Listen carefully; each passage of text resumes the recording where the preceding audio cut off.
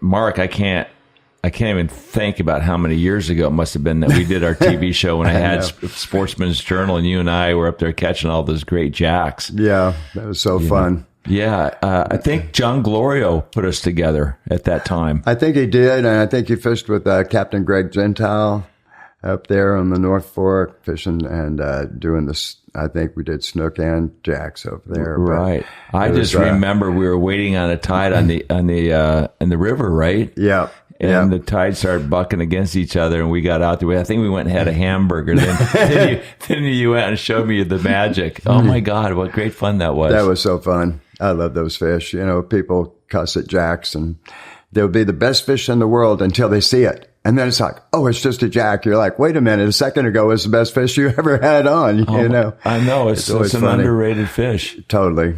Yeah. I think, we just did this Lefty Fest where we had this big fly tying festival, in honor of Lefty, but Blaine Chocolate and a bunch of guys are getting together trying to get jacks to become a game fish, a protected fish. Sure.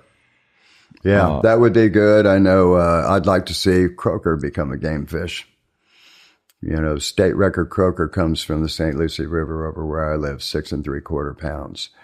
All of a sudden, croaker are becoming extremely popular for bait.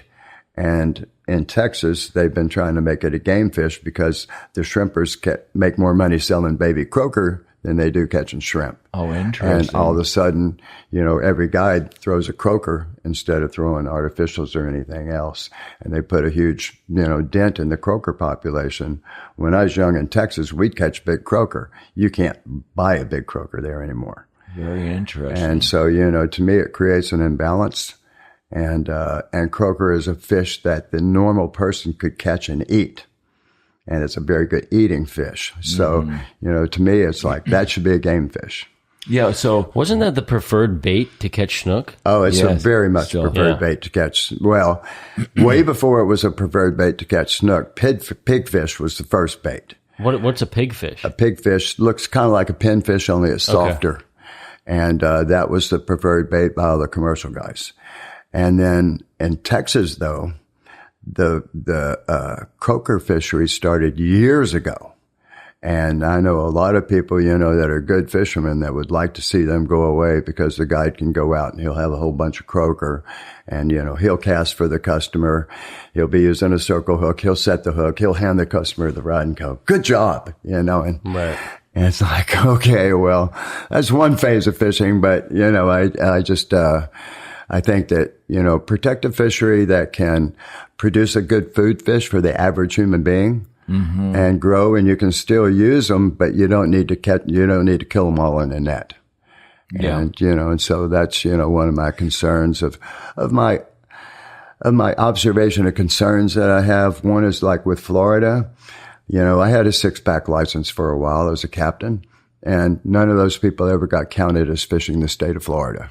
A 6-pack license, what's that mean? A 6-pack license meant 6 people could be on my boat. Nobody had to have a license except me. Okay. My license covers them.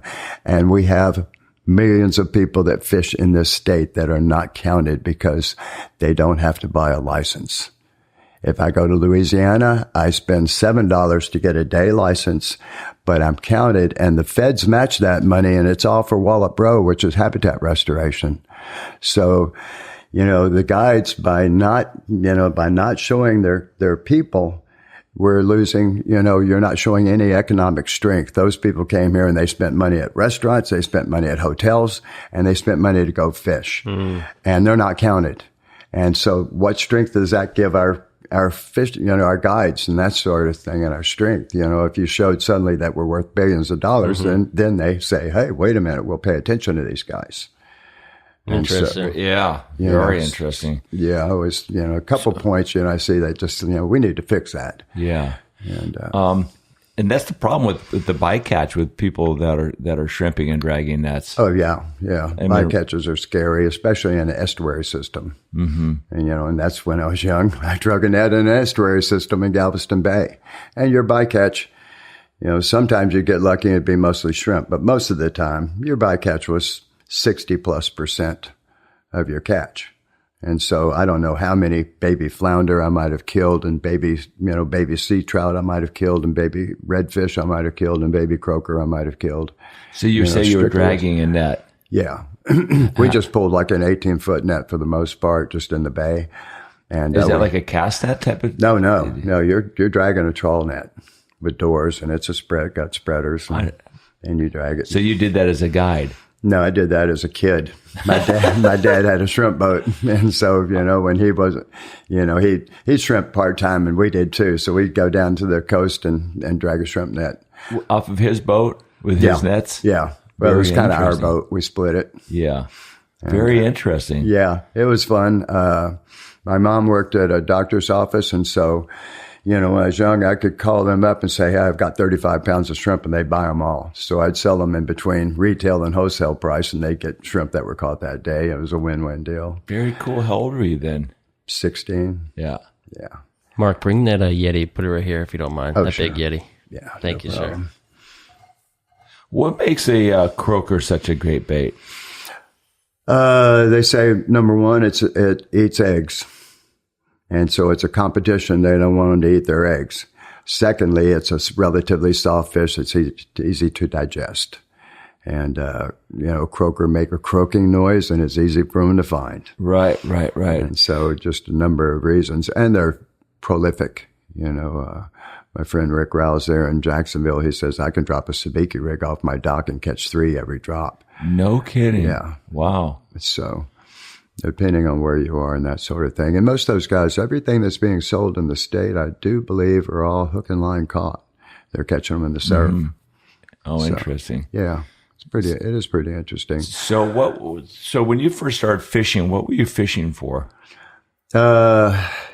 Initially probably trout and redfish when I was a kid. Dad would take us out. He actually had a 27-foot Heekins, which was at the time, giant boat, and we went offshore and catch mahi and, which of course there were mahi at the time. They were all dolphin, but they were mahi. And, mahi, kingfish, Spanish. And, my dad had a sailfish mount that was about this long, and it was on his wall, which was really cool looking, that we caught one day when we were mahi fishing. Wow. And, so I had some offshore experience, but I was still a classic kid. We'd come back in, I'd wash the boat and then order some fried shrimp and take the fried shrimp over to the water and use them for bait. My dad would yell at me. Oh, that's awesome. Mark, eat those damn things. Did you ever think about being a professional shrimper at one point, taking over your dad's boat? I jumped on a commercial boat once that was going to go, for about a month and a half, and that wasn't any fun. I decided, of the jobs that I've knocked off of my list of things to do, that was one of them that I didn't want to do. Yeah, what was that like? It's just like work on the big boat. We got chased in by a storm about 10 days in, and I decided that was about enough for me. Right. I'm not going to say exactly what happened, but some of the guys did, liked other guys. So I decided I didn't want to be on that boat. You're insinuating some pretty bad stuff here. Well, yeah, I was like, you paid attention. Yeah, I was like, 18 and. Did they hit you? Oh, no, they didn't hit me, but they sure flirted. One of them was like, you didn't want to sleep. You slept against the wall. Yeah, never mind. So it's like prison. It's like deadly. I was on a small boat. You didn't have anywhere to go, so I was really glad we got weathered in. Wow. It's like the deadliest catch type of scenario where the captain's screaming and yelling and the deckhands are, hauling nets over the edge. It was very freestyle. Wow. And so yeah, I decided, I'd rather fish. I would always, but I'd do that anyway. Pulling a shrimp net was just a way for me to make money. Right. We could actually run a 30 hook trot line when I was young in saltwater. And, I learned a long time ago that if the fish are there, you'll have a fish on every hook. If they're not there, they'll all be mauled by bait. And I don't care how good you are. If the fish aren't there, you're not going to catch them. Mm-hmm. I learned that a long time ago, so even with, 30 hooks, if they're not there, it doesn't matter. Right. And so that was interesting. I also ran sets of crab traps for a guy that would go to Alaska in the wintertime. So for 2 summers, I ran 120 crab traps for him. Wow. So you've been like a commercial fisherman, even though with hook and line and traps and I've stuff. been around. Yeah, I've been around both. You know, always was sympathetic toward a commercial guy. If they would protect the species number-wise, where they just didn't let them go free for all. You know, it's like with Pompano where we lived. You know, before the net ban, it looked like a city of lights out there. And there, you know, I'd go fish, and I'd say I think for 15 years I fished before the net ban or something or more, and I'd catch a couple Pompano. And after the net ban, you know, the first year I caught like 30. And if they had said, okay, we'll give you guys 2 weeks, and then you got to not do it for 2 weeks, it could have kept a balance, and they could still be in business. Sure. But it's like, we got to have all or nothing, and you shoot yourself in the foot. It's amazing how much greed kills most great things, right? Exactly. We used to do all the, you know, they're going to have a trout symposium in Daytona coming up next month, or at the end of this month. And I'll be there, but I've done several where the commercial guys are there and they're going, boo-hoo, there's more trout than ever. And, you know, and there's things like, well, they moved north for the summer. You're like going, I don't think they moved north for the summer. And at the end of this meeting, at the last one I did, one of the commercial guys I've seen forever, Steve, I go, Steve, you and I have been yelling at one another, complaining about a fishery, and we've watched pollution destroy our fishery. Right.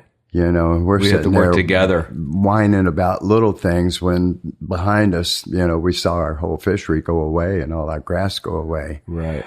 You know, and you're like, have the sportsmen and the commercial guys started to work a little bit more closely together in the more recent years? I can't say that they have. Some of the commercial guys were wise. They went into some of the clamming because the government offered them some leases and stuff, and it's worked out well for them. Right. And some just, you know, wanted to, you know, still say, oh, my daddy did it, my daddy's daddy did it, and by golly, I need to do it too. Yeah, and there's still a couple fish left. Killing shit until they're gone. Yeah. Right. Yeah. So, you know, there's always going to be that, but that's, you know, at this point, it's dwindled out for the most part. And, you know, the commercial guys will yell at you when you're Spanish fishing, but that's whatever. Let's get to the lure process. When did you start D.O.A. lures? Well, as far as evolution of, I was a carpenter for years when I first started being alive, and I ran into a painter. He had built 13 violins, and he got me into carving, and so I started doing wood carving, and I started carving baits and stuff. Just as a hobby? As a hobby and something I wanted to catch a fish with, and I carved some wooden baits and that sort of thing. And I'm like 9 years older than my sister, and she was given one of those creepy crawly deals where you could put the plastic in the oven and make creepy crawlies, you know, whether it was a butterfly or something. And I stole the stuff, you know, and made tubes over pencils with aluminum foil and poured it down, make my own worms and stuff. And so I started kind of playing with stuff, you know, at a real early age. I'd make one of her butterflies and put a hook in it. And I am quite certain, folks, that all of that stuff just quietly disappeared because it is beyond carcinogenic when you overheat it. And I'm sure people were putting it in the ovens and kicking up to 400. Wow. And when that stuff smokes, it is bad. So, you know, they used to make artificial flowers and all the stuff with the salt plastic, which was a polyvinyl. And all of a sudden it all went away and just never really heard, you know, but I'm quite certain they realized, wait a minute, this is a really dangerous thing for us to sell. Did you think that you could do something better and the products that you were using weren't working as well as you wanted them to? As we had talked a little earlier, in my evolution of fishing, I went from being the crudest live bait guy to moving to Austin, where I started learning finesse because a friend of mine worked at a freshwater shop and just used artificials. And so I started using a lot of artificials, broken back mirror lures, worms, and that sort of thing. And it really opened my eyes to artificial lures a lot more. My dad had moved down to Corpus Christi. We started taking our worms down there and we started catching redfish with them. And so then I started getting a lot of confidence, you know, in catching fish on plastic. And that's when I also learned how to carve a lot better from the Mr. Kehoe, the painter. And so at that point, you know, I started experimenting more, and I carved a shrimp. And, well, in the evolution of things, I moved to Durango, Colorado. Now I'm fishing a stream that's as wide as this table, and I'm looking at that trout behind the rock, and I'm dropping that dry fly and watching it fly over and watching him come up and eat it and go back down to that rock where he's in an 80 out of the current. And so I did a lot of fly fishing. And then when I moved to Stuart, I'm seeing all these snook in these lights looking into there, into a current. And I'm saying, if I can make a shrimp that I can suspend and slowly sweep in front of them, I can probably catch them. And just so like that's when I started playing with lures, with plastic. And at first I used silicone because I could go buy some. And I learned that if you put some water in silicone and you stir it up, it'll pull the oxygen molecules out of the water. And so it'll cure throughout. So I could make some shrimp, and when they would just skin over the surface. And when I first did it, I was buying Q-tips and they'd have a plastic tube and I used it as a straw and ran the leader through there and tied the hook on. And I went through an evolution of things. And, I'd literally walk down US 1 and pick up tire weights off the ground and go in and melt them and, make the leads for it. And I glue legs on. I think every time I sold the shrimp, I told people when I first started, I lost about $5 an hour. It took me forever to make them. I would melt 120-pound lead, a mono, and I'd use that for the eyeballs. I'd poke it through the shrimp and had the little eyeballs on it. And wow. It was strictly a labor of love as much as anything. Very interesting. And, but I got better and more refined. At first I had too much weight, in my opinion. It dropped, more like voodoo or something, much faster drop. Right. I wanted to slow that drop down and be able to counterbalance that hook upright so that it would still keep upright. And so that was a fine line between, balancing or having that bait rotate over if it's too light, if the lead is too light. So we experimented for quite a bit. I also learned, like I mentioned, where you'd run the line through the tube and then tie it on. I learned fishermen are really lazy. They don't want to have to run the line through a tube and tie it on. They want to tie a hook on the front of it and throw it. And so when I came out with the shrimp, I had a double hook for a while and I felt like I was gill hooking too many fish. That side hook, when they'd eat it, it'd lay in their gill. And I didn't like that at all. So that's when I went to a single hook, and the single hook upright let me fish it over grass much better. So my hookup percentage way better. Yeah. And, it's almost like a weedless. Simpler for people to tie on and everything. And then we really started selling quite a few lures. And then we moved into some injection. I had them injected for me in Alabama. But when did you think that just messing around with these lures that you were making, that you thought, I'm going to make a business out of this? Let's see. I had a girlfriend who was crazy. I left her and moved into the woodworking shop we were in and started D.O.A. And I was driving by one day, saw 6 water heaters on the side of the road where they were changing water heaters out in an apartment complex. Grabbed 2 of them and made an outside shower and closed it in a little room and moved in there and just lived in the woodworking shop. Will you consider yourself like a mad scientist with lures? No, all my friends called me a mad scientist. I always have a mad science room. That's where I play with my stuff. We're at the ICAST show right now here in Orlando. Right. And when you walk through the show, you see these guys up on a tank and they're talking about the hydraulics of lures. And they flip it down the tank and you can see the fish on the bottom. And they talk about how a lure still works as it's falling, getting into the strike zone, into the structure, and then bringing it out. Did you ever work with any hydraulics with your baits? It's very interesting that it's like my bait buster. When I first came out with it, some guy wrote a story on it. I never heard of this guy. I don't know who he is. He writes for the Wall Street Journal, and he had been down in the Everglades, and he was fishing with a guide that was using our bait buster, and he crushed the tarpon and snook with it. Then he took it back up north and he crushed the stripers with it. So all of a sudden we're this little company that's just introduced the bait buster, and he writes a story in the Wall Street Journal saying it's the ugliest lure he had ever seen and the best fish catcher he had ever thrown. And people were sending us money. Overnight. They'd say, send me $100 worth, and they wouldn't tell you a color or a style or anything. They just send us money. We were sending people back money and having to call them and saying, what do you really want? Color and all this. And, it was pretty funny. So that kind of put you on the map, that article? Well, it made Baitbuster well known. I had been, working a lot with the shrimp and getting a lot of press with the shrimp way before the bait buster. And then the evolution of things, I was making the shrimp and we were fishing a lot at night. We were fishing light edges and we were catching a lot of snook. And then in Stuart, then the mullet run showed up. And all of a sudden I got the mullet run going. And for some reason, snook weren't eating my shrimp as well. So literally at 1:00 in the morning when I'd been fishing, we got back. I carved a crude form of the bait buster and took it out that night and caught 5 fish with it and said, this is the right idea. Wow. The first one looked very phallic. And so I said, I got to change that a little bit. But, when it gets back to what we were talking about, hydraulics. Sure. That tail is the stupidest tiny little wiggle. And the bait in the world of hydraulics, I think because of its width, it was wider than most soft plastic baits. And I think it pushes water.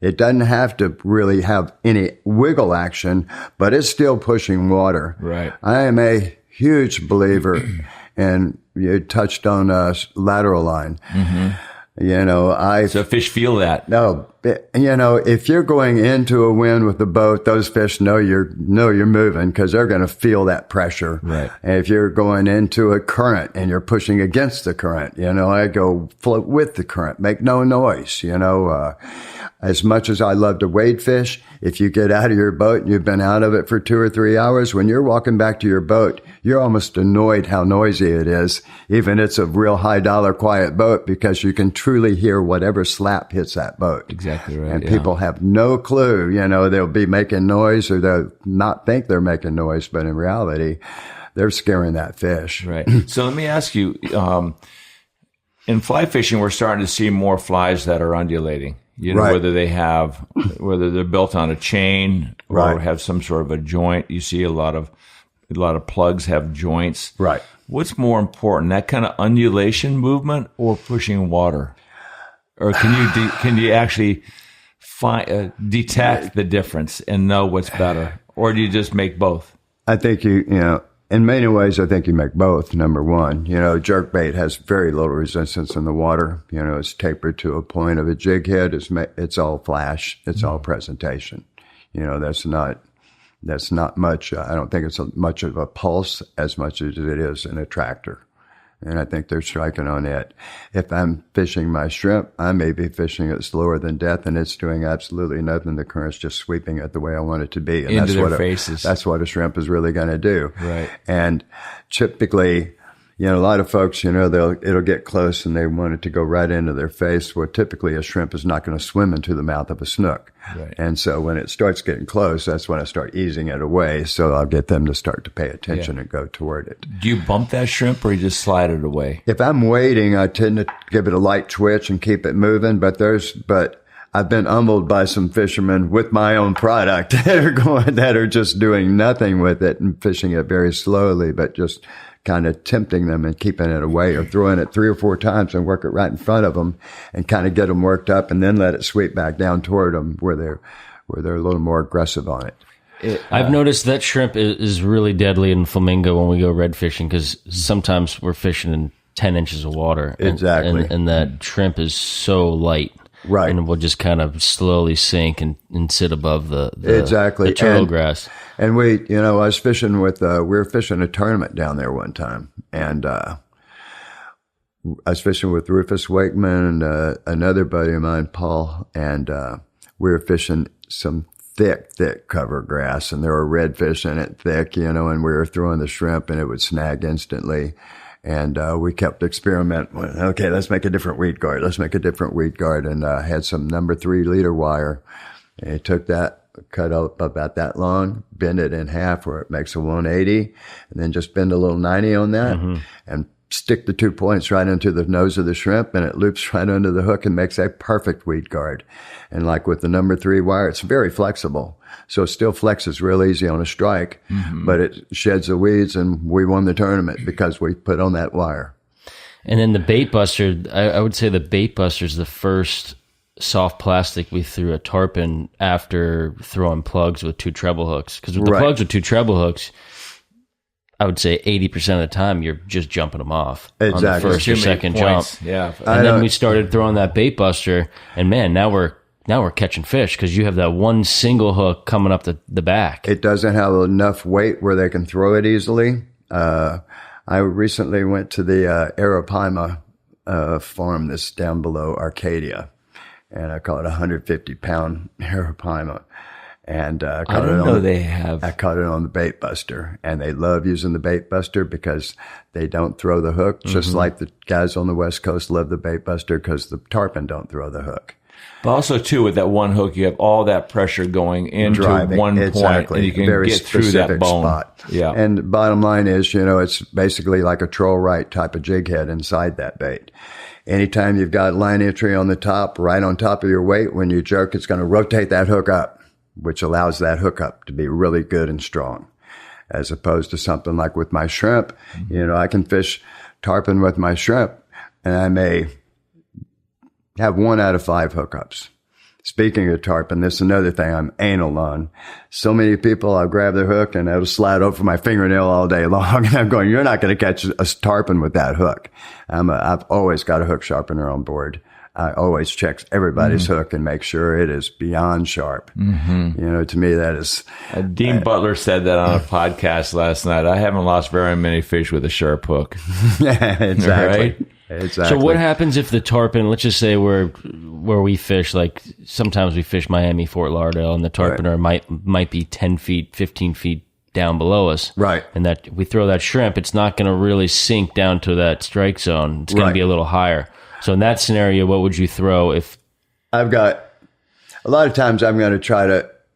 I'd rather match the water column than necessarily the lure that I'm going to throw. But also, again, he was a lot older. He's probably my age at the time. But, he was a lot older, and he was showing me... we were doing almost the exact scenario where we had some snook, and they were like 5 feet. We could see them. And... he puts on an 1/8 ounce split shot 4 feet in front of the lure, and it just dropped it down another 1.5 feet. And then he put another 1/8 and he dropped it down about 4 feet and started catching fish. The split shots were far enough away from the bait. Sure. And that bait was sitting there. And so he just started adjusting depth. And I was like, well, that was, I'd kind of messed with it before, but like it works. He nailed it. It's like nymph fishing. Yeah, exactly. Nymph fishing and fly fishing. Exactly. Yeah. And so, it works phenomenal. And, getting back to the story, like with the bass tank, one year I was at a Bass Pro, in their bass tank, and I'm down in that little room before you climb up on the stairs, and they got a tank with minnows in it, and they're greenback silver glitter, and I've got a greenback silver glitter terrorized. And my demonstration was, a lot of times you think you've got to move a bait to get a fish's attention. If a little minnow is sitting here motionless like this, from a fish's point of view, it has to be swimming. It can't sit motionless and not be swimming. And when we're fishing with a bait, when we're fishing the Keys and we're dropping the terrorize in that hard current, that bait is sitting motionless in that current. From a fish's point of view, if a bait is sitting motionless in a current, it has to be swimming. Mm-hmm. It doesn't have to be wiggling, but it has to be swimming because it can't stand motionless in a current. And so you're trying to overcomplicate something. And with that bait, I dropped it down and I didn't move it. I left it in the exact same spot. And before long, here comes a small bass. And one sees him swimming, so he goes up and checks it out. Next thing you know, there's 5 small bass around it. And I'm just sitting there talking to the people. And there's a big bass that's on the perimeter watching all the stupid little ones. And finally, one of them, because there's 5 of them looking at it, one of them says, I'm going to eat it. And he eats it, and he spits it out, and another one instantly eats it, and he spit it out, and that got to the back one, and he ate it. And the action was nothing but from a point of view of fish, and it gets back to fly fishing. I've been with a lady friend of mine, and we're fly fishing, and she's fly fishing, and I'm in when the anchovies are coming down the beach, it's just a big long line of black, and there will be snook and tarpon just going ape in them, and we'll get on the edge of them where that fish comes out cruising down to the next one where you can see them. and catch them. And then I'll see, the hole in the minnows where that fish is laying there. Sure. And I'd like trim the jerkbait down real small and just play with it. And she'd drop a stupid black fly and catch a fish. I'm like, how does that fish eat that fly that's sitting there like that when I'm trying to, work something through and I can't get the fish to eat? So it always perplexes me that, when we're talking about hydraulics and all this different stuff, how does that fish pick that out? But it gets back to when you have fished, I've fished, you've done it, your line where it's touching the water, a fish eats it. Less is more sometimes. Sometimes you're like overthinking it, and the fish, the patience of waiting for a fish as opposed to charging, looking for the fish. I've got a tree house in my backyard. You need to come sit in it sometime. It's on a creek. And I'll sit there and watch the fish. And I feed them. Snook love pizza. And Snook love fried chicken. And I'll sit up there and if I do it for 2 days, I'll have a few snook there. And they'll push a cichlid out of the way to get the pizza. And it's really entertaining. Wow. But what's cool is you're up far enough, they have no idea you're there. And you'll watch an 18-inch fish, and he's like a kid. He's poking in every hole. He's looking, he's like this. And then a 36-inch fish will come up. And he's methodical and slow as it can be. And it'll come like up by my seawall, and it'll try to get a cichlid close enough to that seawall where it can strike it. And I've watched it 50 times, and I've seen 3 strikes because they're so methodical. If it ain't perfect, they just keep going because it's all about energy versus return.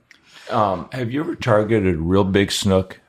Oh, with your bait, like 30, 40 pounders and all that kind of stuff. Yeah. We've, fishing with my buddy Greg Gentile. We caught a giant one time, up in the North Fork. When they go up in the brackish water, I feel like they start getting a huge girth.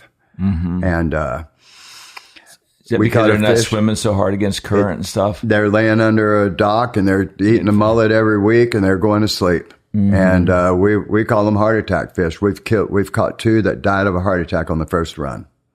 They were dead when you came up on them. They made a hard run, and we killed one time and took it to eat it because it died anyway.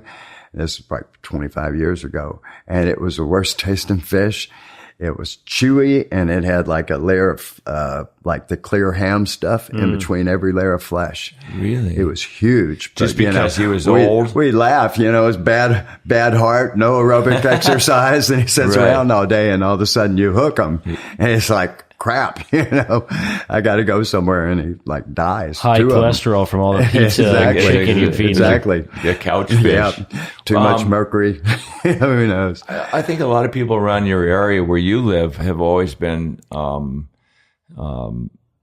of like focusing on snook more than any other fish, if I'm not mistaken. Right? It is very much so. And, being from Texas, trout is a holy grail. Mm-hmm. And, we live in a place that has snook. I do fish for some snook down in South Padre, but that's the only place I'm going to go catch snook. Trout and redfish are everywhere in the United States. Right. Therefore, if I want to make money at my business, I want to try to make baits for trout and redfish. It just happens that like the Bait Buster is a phenomenal freshwater bait. Bill Norman Lures wanted to buy my company just for the Bait Buster. Is that right? Wow. Yeah. So you've sold more Bait Busters than any other lure? Oh, no, not at all. I sell more shrimp. Yeah. And I sell a ton of shrimp. I sell a lot of our just generics as well. The CALs, stand for cheap ass lures. I put 12 in a bag. Most people put 8 or 10 in a bag. It's an American made product that we give more of a value. How many shrimp have you sold, do you think? Be mind-boggling. I couldn't even begin to tell you. When I first started, I was getting a good bit of press. I was doing a lot of shows and stuff, and I was fishing all the time and catching big fish because our fishery was so phenomenal. And I could go out and catch a 30-inch trout with regularity. I quit counting 121 trout over 30 inches. We lived in the land of big fish. Mm-hmm. And that was, that would make those guys in Texas drool. Absolutely. And, I could bring them to Stuart, and they took a fish and they go, I got a big snook. I got a big snook. And I could watch the way it was fighting. I'm going, no, you got a big trout. And they go, no, that's impossible. And they'd see it and they'd start to cry, Wow. It'd be a big trout. So a 30-inch trout what is that, 12 pounds? No, a 30-inch trout can be 8 pounds or it can be 15 pounds. Okay. They can vary so much. I mean, trout, certain places I fish for them, there are footballs. And usually when I'd catch some of my biggest fish, my love of wading, I was fishing in the summertime, and they're rails. They were 9 pounds or something like that. I wanted to get a world record on 2 when our fishery was really good. And I think the record was 10.2. Well, it was 10.2. And I've done 2 dead on 10 pounds. And on a certain, I waited. And I always used a little hand towel. And I'd shove that in their mouth, and I could hold them, with their teeth, and their teeth would be locked in there so I could keep them in the water because I always did it waiting. And so I made a little sling so I could lift them up and keep them wet all the time. I'm pretty anal about handling trout. Mm-hmm. If you don't have if your hands are dry when you grab them, you see a scales in your hand. Mm-hmm. And so I'm kind of anal about make sure your hands are wet. And if I was trying to get a record, I was always in the water so that I didn't have to worry about ever, leaving them out for long. But I've caught a pile of them like 9.5 pounds, on 2. And if I could have had a world record, probably fairly easily, but that would be another story in itself. My buddy and I, one of my close friends that passed away, Jerry Rosen and myself were fishing with Steve Waters, who was the writer for the Lauderdale paper. And we're fishing one day by the Roosevelt, and Jerry catches a fish, a fat snook. And it's a 12-pound fat snook, which is 3 pounds over the world record, and Steve's like, let's go over to the dock and certify it. And Jerry and I are going, about that time I hook a fish, and it's also a world record. And we look at one another and we look at Steve and go, we can lose the bite and go over there and photo that fish and certify it, or we can keep catching big fish. Right. And he's like laughing. He's like, double header. He did a great story, about, people that love to fish would rather catch a fish than say, oh, I'm a world record holder. Right. Because when it's a good bite, I didn't want to leave, and he didn't want to leave. And even Steve really didn't want to leave. He caught a big one too. And so, it's like, is that trout fishery non-existent anymore? It's actually, I've been impressed with seeing some seagrass coming back. Oh, yeah. The Sailfish Point area is still heartbreaking, where I caught a lot of big fish. But up near the power plant where you're kind of in between the 2 inlets, then the grass has really started coming, and it's sad to say, but, say a couple months ago, I'm fishing, in the flats just looking for something. And, I hook a pinfish, and I get excited about hooking a pinfish that I used to cuss at because I knew had cover. I knew if there's cover, then the habitat was coming back. Yeah. And I've been up there recently where I'm actually seeing some pinfish flash in the grass. And the one thing about, the East Coast fishery, as far as like the trout, they grow much faster because they've got the warm water of the ocean coming in instead of Gulf water that's cold. So even in the wintertime, and it's cold out, even incoming water is still going to be cold in the Gulf, but it's going to be much warmer in the winter and the summer in the East Coast. So I feel like their growth rate is much faster. And I know scientifically for a fact that snook on the East Coast tend to mature almost a year earlier than snook on the West Coast do because they grow fast. So you're catching pinfish, but what about trout? The trout are showing up. We actually, that's another thing with the trout. I had a young man stop by the shop, and he showed me pictures of a pair of fish that were both over 30 inches that he caught on the shrimp up in Fort Pierce. And Fort Pierce is the all-tackle world record trout. And I think those fish are going to come back pretty fast. Good. Trout grow fast. And I feel like, where I was catching 2 years ago, I found a place where I was consistently finding some 13-inch trout. And now they're all 16. And some of them are, considerably bigger than that. So realistically, a trout can grow 2 inches in like 6 months. Wow. And so, that fishery, I'd love to see that fishery come back to take some of the pressure off the snook because everybody and their brother is fishing for snook. Right. And I'd like to see them kind of find something else to fish for. Well, it sounds like you have a pretty positive outlook on the fishery. I'm really, it's all about drought. Our phrase has been forever, pray for drought. If you don't have that Okeechobee water coming in, and actually spent, I'm critical of the water management district. And yesterday the Fish and Wildlife people were at my booth, and I'm complaining about, aquatic herbicides in Lake Okeechobee flushing into our system and killing our grass. And he was very scientific and explained, I said, I don't like the way they're wholesale dropping it in the Okeechobee. And he said, they're not doing that at all. He was defending them where they would drop.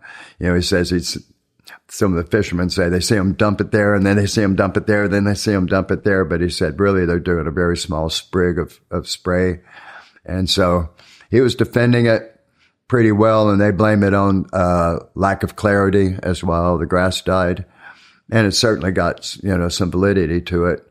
And, I don't know scientifically if there's the decomposing grass. Yeah. Exactly. And so, I'm sure it's both, but I think it's a combination of the two, because the guys I knew that I fished with in Okeechobee, the bass guys, when I first started whining about our river, they were going, oh, you're just whining. And then about 2 years later, they started seeing it in their lake. Where, they've got to kill the water hyacinth. So, in order to kill the water hyacinth, you have to put the herbicide on there.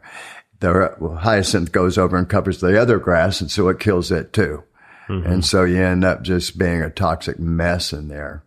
And, they had, like one of the tournaments they had last year, one of the elites, they had some of the record scores. All the fish were in the monkey box, because the water was so crappy everywhere else, where it really concentrated bass in one area.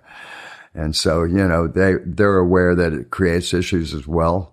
But again, I don't know how you argue against or how you win against that sort of thing. Mm-hmm. It's just, there's a lot of myth out there, right? Yeah. You got to sort through, and, in the world of internet, there's everything out there, of course. Let's get back to fishing here just a little bit. I have a friend in the Keys that absolutely detests braid. Right. He said monofilament is so much better because he can actually see fish separate from the braid when he uses it. And the monofilament does not bother the fish nearly as much. Have you seen any there signs? Can be some points and counterpoints on that, because a lot of people I know, the freshwater guys, don't even use leader. They tie their braid direct, and they do very well and catch a lot of fish. And then there's the argument that if I'm using a 40-pound mono or fluorocarbon, either one, versus a 40-pound braid, you're talking about the braid's diameter is a fraction of what the mono is. So why are they using such heavy mono?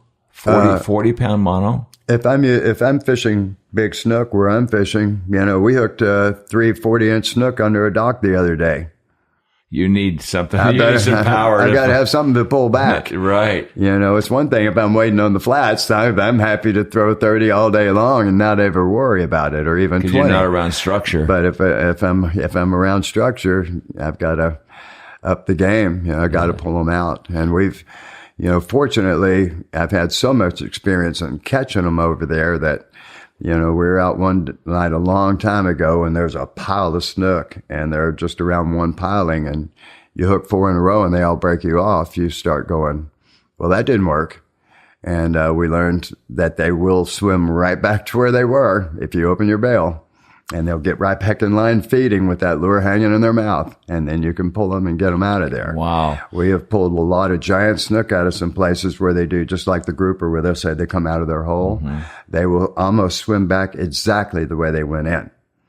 And so you open your bail, and then they're not feeling resistance. Therefore, they're not pulling anymore. They want to go back to their house. You flip your bail and just easily get in line and let them come back out to where they were feeding.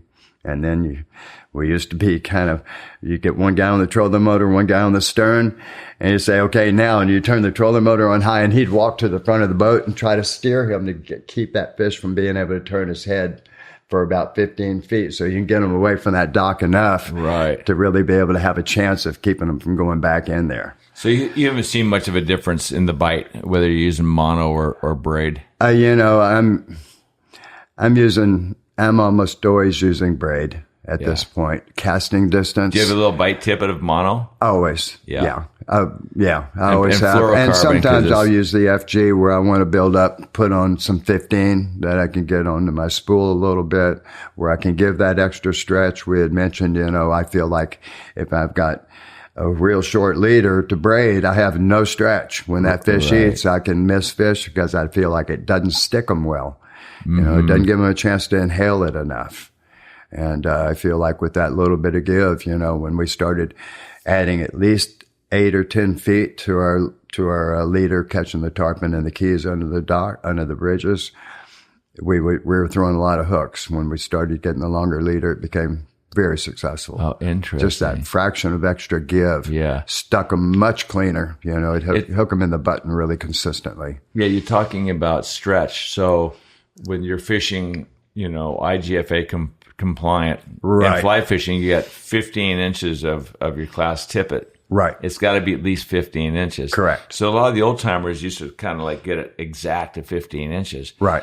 But I'm thinking, well, there's just no stretch with that 15 inches. So I started building my class tippets, more a little bit longer, wider than your shoulders. And you actually can push it and feel that stretch. Yeah. So in case you get that violent bite when you're trying to set the hook, right, it won't break them. No, I agree 1,000% with that. But then it becomes sort of a sketchy issue where if it's 20 to 24 inches, then that's the weakest part of the leader, right? So then the dorsal fin or the tail might be nicking that line. I've always thought that maybe with the leader coming up the side of a tarpon and the scales and the rubbing it against it. Yeah.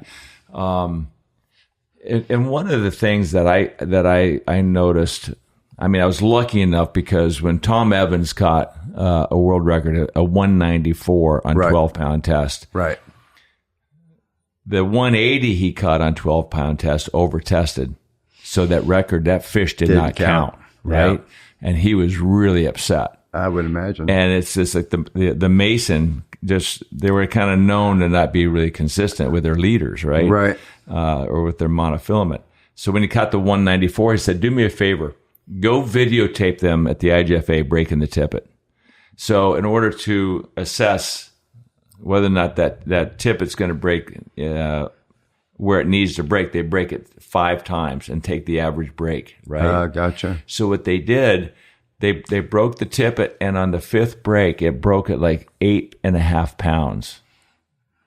And that was a 12-pound tippet. So that tippet must have gotten a little bit worn on that tippet. So by the time they got that fish in the boat, they couldn't have pulled much more than 8.5 pounds because it would have broken. Sure. So to your statement, there is some chafing. Absolutely. on that tippet. Right.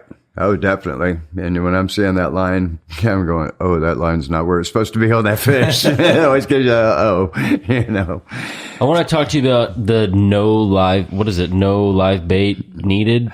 No more, something like that. Those guys. They've done a phenomenal job of getting the 12-year-olds in the world. I know. It's insane. It's, again, it all gets back to social media. So what is this? It's called NLBN, no live bait needed. And they make a bunch of soft plastics and artificial, and charge a fortune for them. They charge a fortune. I think they're pretty good. I haven't really fished with them, but like all the kids everywhere from like 10 to 20. It's all a social media, like huge thing with the kids. And, a lot of people are going, hey man, is that really hurting your sales? It might have hurt them a little bit, but all of a sudden the kids are going, I can buy a pack of cows for half of the price. I can put a jig head in that doesn't have the screw head, because I had a young man in my boat one day, tarpon fishing, and he brings one out, and he goes, can I use that? I was like, not normally, but I'll let you give it a try. And I watched him destroy 2 baits trying to get them on the hook, because it's got that screw. You got to bend the bait completely out of the way to screw it onto that. I hate those things. Mm-hmm. It's like, I don't understand why you would use that if I can put a jig head, do boom, and start casting. And so the good news is it's brought a whole lot of kids into fishing, and suddenly they're going, and they're not stupid. And they're going, hey, that does the same thing for half the price. Mm-hmm. And I actually spoke to a middle school group a couple weeks ago, and it was funny. Everyone was like, so what's your PB, dude? What's your PB, man? I'm like going, what are you talking about? Yeah, what's your PB, man? What's your PB on Snook, man? I'm like going, what, peanut butter? What's PB? Personal best. Yeah, personal best. I'm going, what are you guys talking about? PB. That's PB, really funny. And they're like, what's your PB? And I go, I've caught a lot of really big snook. Right. We did like 4 fish over 47 inches one day, and one was much bigger. So I asked you that question. What do you think? Give me a ballpark range on what do you think that your biggest snook weighed? I'd say biggest snook length I've caught was 49 inches. I've had a 50-inch fish in my boat. I've had a 51-inch fish in my boat. How much did that weigh? The 50? I'd say the 50 was probably 32 pounds, something like that. We put a scale on the 51, and it was 32 pounds. Wow. God. What's that like? What's that like catching It was a big fish old fish. Yeah. We were catching them in the inlet, bouncing bait busters, drifting, bouncing bait busters. Was there a mullet run going off at that time at all? No. They were spawning. They were spawning, and we were drifting in there. We'd be on great days, and then you'd be on a day where you'd, hook a couple of fish, and the bull sharks would show up and you'd leave, But for the most part, we caught a lot of huge snook in the inlet there. But again, the heavier fish the heavier girth fish were fat, lazy fish that were way up the river. Mm-hmm. And they might be the same length, but they might be 5 pounds bigger, heavier. Right. Because of huge girth on them. Yeah. And so in answer to your question, my biggest fish was 49. I did not put a scale on it. Mm-hmm. We didn't scale most of those fish because we didn't have a sling. And you're not going to boga I learned grip a long them. time ago not to boga grip a huge fish like that. Right. And so, we pretty much just would, we'd catch them and go, that's a great fish, get a picture sometimes, and my buddy Greg's got a picture of a client that he had with a 54-inch fish that he caught up there on a bait buster. And the client was like 350 pounds, and it still looked like a huge fish when he was holding it. And so, there's, some massive fish, that live in our area. I'd say Southwest Florida and our area, hold some of the biggest fish. Mm-hmm. Yeah. And, what fish taught you the most in your designing of your shrimp patterns or bait busters, or can you assess usually the fish that is the most demanding? I would think maybe big snook, right? Almost. Well, we can, we've got to where we can be really methodical about catching big snook with my shrimp. We can get it into the place where it's in his comfort zone, way under that boat, way into that dock. And that's where, those big fish are comfortable and where they'll eat. If I try to fish, a shad or something, I've got to really move it a lot, and it's harder to get them lit up on it. But we threw that shrimp like last week, classic where I fished a friend of mine from Texas a couple of days, and he had never caught a snook, and so I struggled, I cast, and we fished 2 days, and he ended up catching a couple little tarpon snook, and then he went out the next day after I couldn't fish, of course, and landed a 28 and broke off a pair of like giant fish, and his other buddy landed a 38-inch fish, and so he started getting it down. But he, if I was born and raised in Texas, if you were born in Texas, number one, they'd require you to wade fish. It didn't matter if you were 4 feet tall, and they would require you to throw a bait caster. And in the day, the bait casters were like a marlin reel at the time. They were so heavy and so bulky. So I learned to fish a bait caster because in Texas, they would make fun of you if you were throwing spinning gear. Interesting. And nobody threw spinning gear there. I mean, nobody threw spinning gear up to, say, 15 or 20 years ago. Nobody would throw it. And so I'll get some guys in my boat that'll be surgeons with a bait caster, But we'll start skipping under docks and skipping under mangroves, and you go, you better grab a spinning rod, buddy, or you're going to be just clearing backlashes all day long. I'm the worst at them. You're pretty good at throwing a baitcaster. Yeah. I mean, I was born with one, and now they're ergonomically so comfortable in your hand. They're just like part of your hand when you're fishing them, so they're so easy to fish. Right. You know. And tell me about the mullet run. We used to fish the mullet run, and I found that if you fish inside the bait, the ball of bait, right, where they're sliding, the tarpon is sliding through on their sides. I found that if I were to slow troll way on the outside of the school, I would do much better finding that one tarpon that might be outside cruising the perimeter. I agree 1,000%. I like the edges much better, and I tell everybody that ever gets in my boat during the mullet run, there's 27 tarpon out there. There's 12 acres of mullet out there. Today may be National Geographic Day, and we may never get a bite, but we're going to have some entertainment, you know, because bottom line is when they get in all the mullet, you know, to try to make them eat what you want them to eat, it's like you're going. Yeah. So how do you fish your baits in a mullet run? We're always fishing edges, and we're always looking for really active fish that are popping baits. You know, if we can get them in, there's some bridges that I'll fish, you know, where it'll bottleneck them and they'll really start banging them good, and I can start getting them really well. And I find after the mullet run's been going on for a while, then they start liking my shrimp a lot. And then I can throw that on the edge of the mullet and bring it along, and it's, you know, this glow shrimp that's sitting there looking easy. And I've done quite well where I start getting away from the mullet. When it first starts, I'm using, you know, mullet imitation. But after it's been around for a while, then I can go back to my shrimp and be successful. Yeah, I would think it would be pretty easy or more effective, because when they start spraying the fish, your bait's left sitting there in the water column. And they're lit up. Yeah. And they're looking. I've got a video that I took last week. I'm up in my tree house, and I've got a lady friend that's fly casting. She sees I've got little tarpon this big in my backyard, this little creek. And so she goes, I got my fly rod with me. Can I try to catch one? I said, sure. And she goes out, and the quick hook sharpening test. I watched 4 fish from up above looking straight down on them be suicidal trying to eat it. And she missed every one of them. I was like, give me that hook, you know, put a point on it. And so she lands one of them. And from up above, you know, I'm filming her, and it slips out of her hand. She gets a hook, and then when she goes to throw it back in the water, there's a huge explosion. And then I go back on my video, and I've got a 36-inch snook that lived by my house. I've got a 224s. I've got a couple 18s. I know them all because I sit up there and watch them.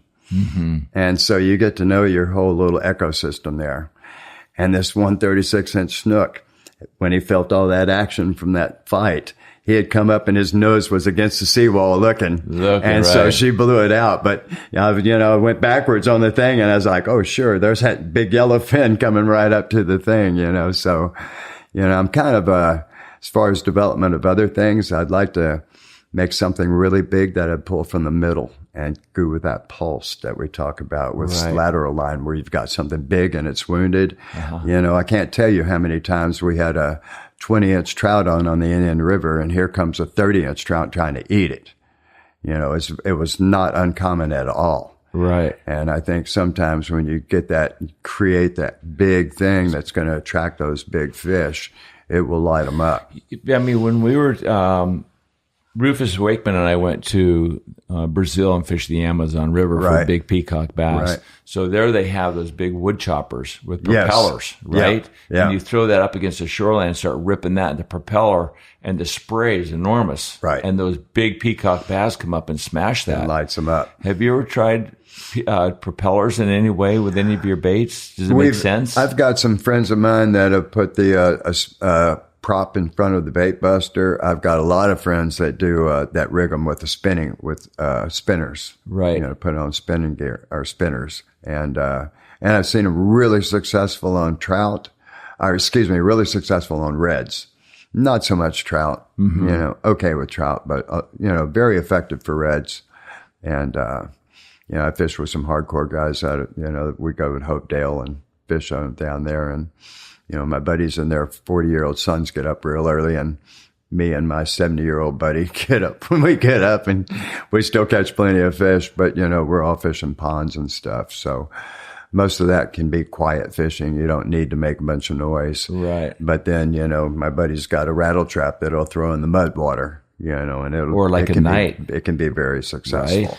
Right. What do you think is the most revolutionary lure or bait or soft plastic ever designed? Well, I'd have to say the worm. The worm was the first. Right. How many bazillions of fish have been caught on a worm? So, although there ain't nothing fancy about it, it was like the first. And how many fish has it caught? Right. I started making a snake. I shoot it in a coil so it undulates as it swims and looks like an eel swimming. And it works phenomenal. And I made it thinking, we've got some guys that are putting like 4 of them on one heavy jig head fishing cobia. And it looks like an octopus because all of these things are doing this. Wow. And I didn't make it for redfish at all. Never even thought about redfish when I made it. And I was introducing it in South Carolina in the wintertime, and these guys were buying it. And I'm like, why are you guys buying it? I was thinking bass, And every one of them were like, all our redfish are eating eels right now, and marine worms. And sure enough, I went out fishing after the show was over with a buddy of mine, and I threw an entire snake. It's 12 inches long. I threw it out. We had been throwing jerk baits and stuff and got a couple strikes, but nothing exciting. And I'm like, got nothing to lose. I'll try it. And so I just put a jig head in the head of it and threw it out. And, and very first cast, I feel the strike and I go for a hook set and I don't have anything. I've lost 2 inches of my tail. I throw it again. I've got another fish, and I did the same thing again and lost another inch. And that last and third time I threw it, I let it start to swim off like bass fishing, and we caught 11 fish in 11 casts. We could do no wrong. We were using just a little weighted screw lock hook in it, and you can move that thing an inch, and because it's shot in a coil, the tail does that. And so if I'm throwing at a tailing red, it's got a quiet entry. I can pull it right up to them and it goes, and I can move it like this as opposed to have to move a jerkbait, with a little more aggression or a shad. With this, I can move it an inch and the tail does that and it lights them up. Have you ever tried to mess around with any fly designs? As a matter of fact, I've played with some PTEs for that, the polythermal elastomers, that'll stretch that, if I made a fly, I'd like to make one that would last. And what the gummy minnow, I've made a couple of things that I've experimented a little bit with that I'm just kind of intrigued about. Some of the fly fishing purists look at you and you dog, you're making something out of salt plastic. But I've got one thing that it's a minnow, and it's got basically a kind of a modified circle hook that fits in the nose of it perfectly, and the beak just sticks out beyond the front of the bait. Therefore, it hooks that beak before it hooks before it hits the salt plastic. And I can lay that baby in there, and I can flail away in my fly casting ability, and it'll never throw off. And I can slide it off and slide another one on and keep throwing. Don't have to retie. Because it's kind of cool. Because for years, people in the fly fishing industry tried to emulate the hoagie worm. Right. The hoagie worm works so good for those tarpon. And so that's when David Mangum came out with the dragon tail. Right. You've seen those dragon tails that are tapered to try to get that. The undulation. Yeah, the Cinco hoagie And now Blaine Chocolate comes out with the game changer, the big undulating flies. Yeah. Are they taking over? No, they haven't taken over, but they're incredibly effective. No, they're really effective, and a lot of muskie and smallmouth bass, and right. But in the tarpon world, it seems like most people are still using traditional feathered flies, right, or the worm fly, and the worm fly, I don't even know if it's a fly anymore. Right, it's like a floating jig. Yeah, right. And it's just not even a jig because it doesn't sink. Just for the hatch. We fish it all the time. Okay. Because tarpon know what the worm is. Yeah, we'll fish it in April on the ocean. If it's really calm, even if it's blowing, I mean, 90% of the time we're throwing a worm fly there on the ocean. Yeah. But we have a friend of mine ties these worms on a chain. Mm-hmm. It kind of sounds funky. I don't want to explain more than that. But every tarpon looks at this fly, at this worm, whether they eat it or not. They get on it. They go check it out, and they are like, "What the hell is this thing?" And it's amazing how effective. It's tied on little beads, right? And so it just moves. It wiggles all over. Yeah, and it does not foul. But it's and a worm. The palolo worm does not really have much undulation to it. No. It kind of shimmers. Yeah. It shakes and shimmers like a stick. Or going in circles or whatever. Yeah. And they kind of just. So a double hand strip, continuous motion, is the best way to emulate the motion. Right.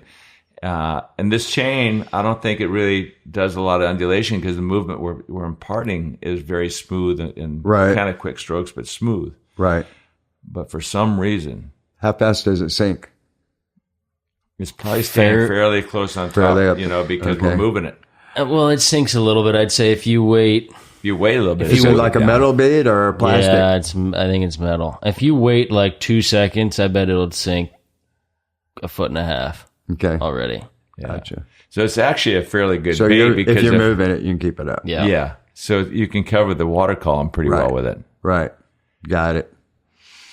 Gets back to that thing. But we have a friend out in the West who ties his flies and his streamers, and he really talks a lot about the bass fishermen and what they've done in the bass world. He is now starting to emulate in the trout world and the rivers in the West, with big streamers. Right. How much of the bass world have you taken information from them for your products? I fish with some of the good bass fishermen, and I make the little bait that we call an airhead, although we don't really call it an airhead, but it's a little swim bait with a big flap tail on it. And if I cut that little tail and make it a buzz tail, I learned from the bass guys, they love to fish a buzz tail with that thing. It suddenly has just a phenomenal action with just a steady line retrieve. And I'll use it a lot. I lost your question. About the bass world. How much have you learned from, because it seems like the bass industry, so much knowledge and there's so much money in the bass industry. Big time. That they're kind of like almost ahead of the bell curve, if you will, as far as design and imparting movement, getting bait in structure. Right. Have you looked at what they're doing to try to help you create new products? Always. I've looked at a lot of their baits that they make because, now I'm right next door to a really good freshwater store next door to my new building. And so I've kind of been checking out a lot of their different baits. And they are very innovative. They were way ahead of the curve with a lot of saltwater stuff as far as really cool artificials. I was using a broken back mirror lure 55 years ago. Wow. And I was catching bass with it, and I always kind of in a humorous way say that if you happen to be fishing my lure when the fish are suicidal, it's going to be the best lure you've ever thrown. And there's times when fish are suicidal and, half the time I laugh at people. I go, you caught that big fish there. You go back to that place. You killed that fish. He's gone. Go somewhere else. They're like, they'll look at you and go, yeah, I do go to that place every time, don't I? And, I had one captain one time who was really annoying me. He was wanting me to tell him where all my friends that were guides caught fish, and I wasn't going to do that. And so he kept hounding me enough. And one day I'm like going, I always wanted to check that spot, but I never have. So I just started sending them to every spot that I had never tried, but I was always curious about. And he'd call me and go, I can't believe you sent me to that spot. It was so good. I'll go, okay, cool. And I learned like 3 new spots before he That's hilarious. Funny. It worked great. Before we got started, you're talking about some great moments in your fishing wading career. Right. With big tarpon and snook. Right. Why don't you share some of those? Well, part of it comes back to me loving to be quiet, and, filming a little local show one day, and I'm watching a snook cruise in beautiful clear water, and it's only in 1.5 feet of water, and I make a cast to it, and it turns, and it loses it, but it's starting to come toward me. And now the fish is maybe 15 feet away, and I flip diagonally across and present the lure the way it should be. But the fish is coming on me. I'm literally like squatted down, cranking, and the lure lands on my foot, and the fish sucks it off my foot. And to me, like I said, I didn't catch the fish, but I get goosebumps thinking about it. Wow. And there were 3 of them that are like that. The other one was, I was fishing, and I was trying to reach some tarpon, couldn't reach them, waiting. And I was walking back to my boat, or walking back to my car, and I had that pinch weight. I make a pinch weight that I can add to weight to a screw lock hook to fish different depths with it. And so I just had this thing, and a tarpon rolled right here. And I literally opened the bail, lure fell down. Before the fish ate, I felt the wake of them go across I'm wearing shorts. I felt the wake go across my legs. And then I felt that thump. And then he come straight up and threw it over my shoulder. And I'll never forget it. You know, it just is like, you know, and also soaked too, me. it's like, here's the proof that your genius that you have created in your lures work, right? You're constantly learning, you know, you're constantly sometimes being humbled, you know.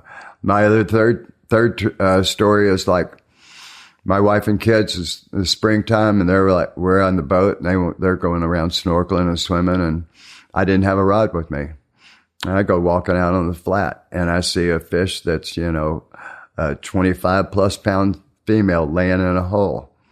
And if I'd had a rod, I would have been casting my ass off. Instead, I got on my hands and knees and crawled up to her. And I was probably 10 feet from her, and then the tide was going out, and it carried my mud trail into her. And she was looking away from me, and she turned 180 and was looking straight at me. I'm wearing a white T-shirt, but I'm on my knees and I'm not moving. And she swam up to me, looking for that scent. And she swam up to me, and I could count her scales. And when I finally just barely moved, she realized what was going on and blew out. Wow. But, you know, we all get anxious when we see that fish. And sometimes, you know, you should have waited a minute until you got the right position to catch it, because I know I've blown fish that after watching that, I should have waited for your shot. A little bit longer and wait for your shot. Get the right shot, you know, instead of, oh my God, it's a giant fish. You know, I'm going to cast, and it wouldn't have worked, but you know.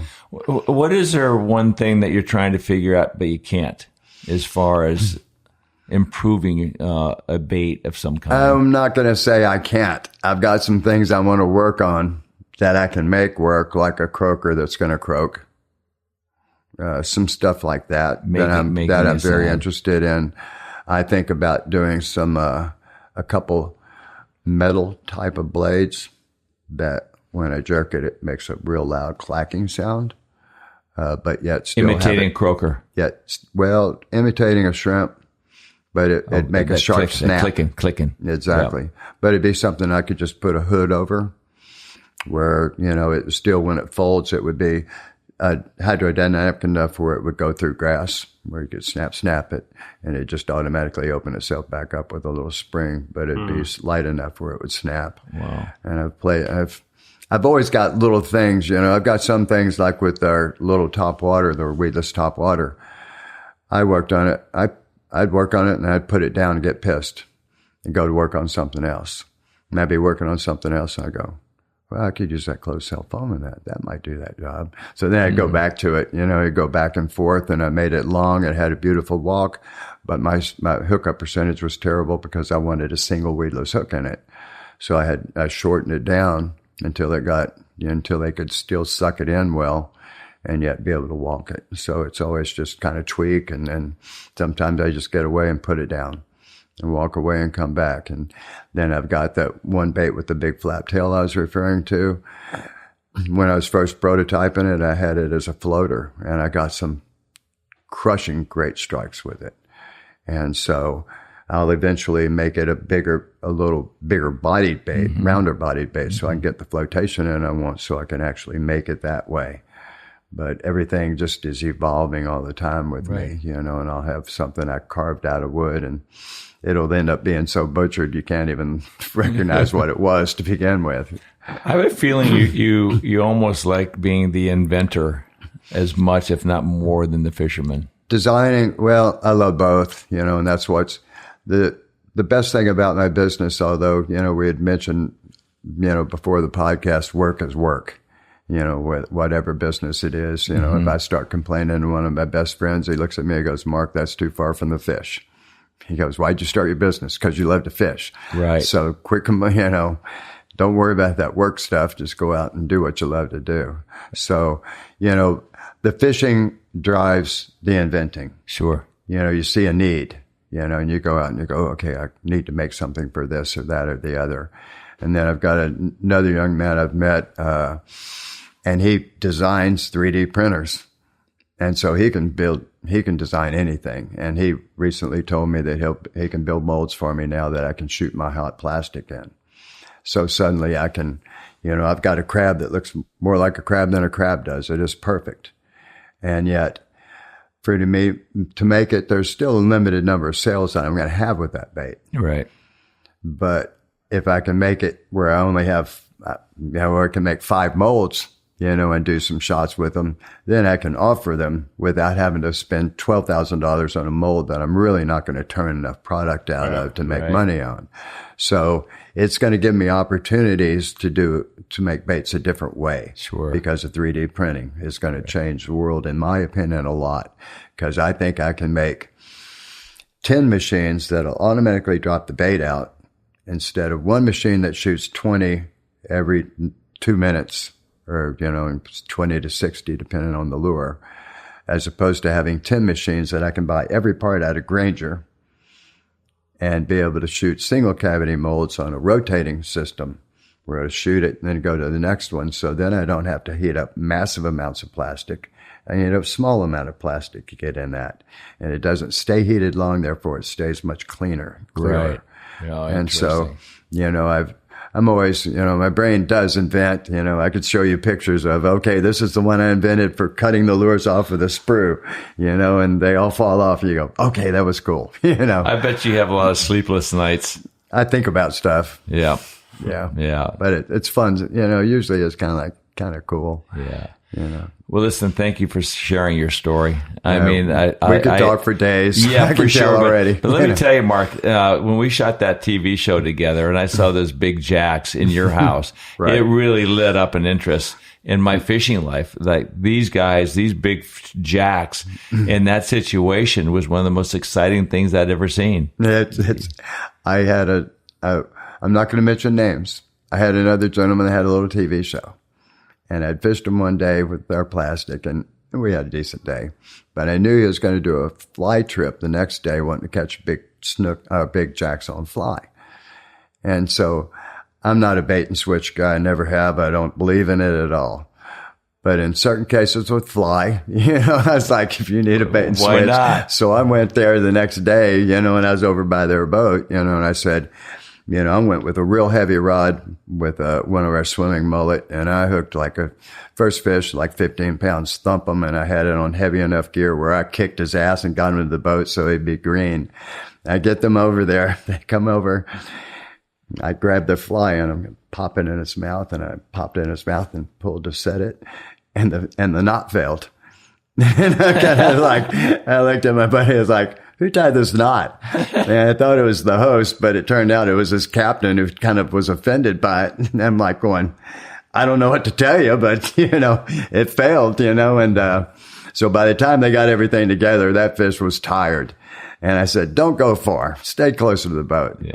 And so I dropped back down and I hooked like a 20-pound fish. And again, I kick his ass and I get him up to the boat and I pop the hook in his mouth and they're all going, that's a really big one. And it takes off and the rod launches out of his hand and takes off with it. And I was like, oh, wow. Well, you're supposed to, you know, yeah. That's a different style of fishing I've never heard of before. Then I cast over his rod and I snagged it and I got it back and he landed the fish. And I was like, this is going to be cool TV. And he's like, I couldn't do that. It makes me look bad. And I'm like going, are you kidding? This would be great. And he's like, oh man. I like look at people like that and I go, are you serious?